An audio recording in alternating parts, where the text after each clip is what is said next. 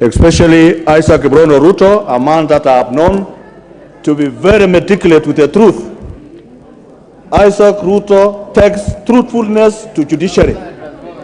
Isaac Ruto is a man of his own words, that I have known him even before I came to parliament, that this is the right person to join the Judicial Service Commission with a young lady called Caroline Silani.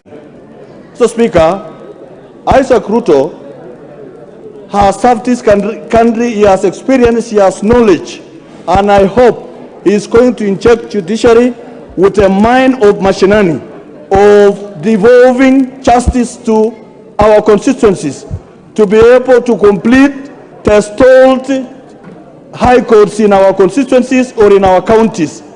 Isaac Ruto, when will be approved, Mr. Speaker, will be able to be the engine of judiciary together with the other team, so that the justice are seen and to be done at the lowest level, where citizens of this country will be able to get justice at their closed door.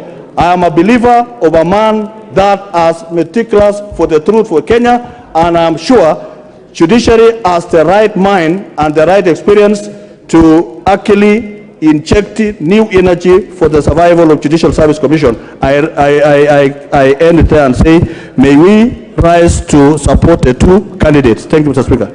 Jen Kihara.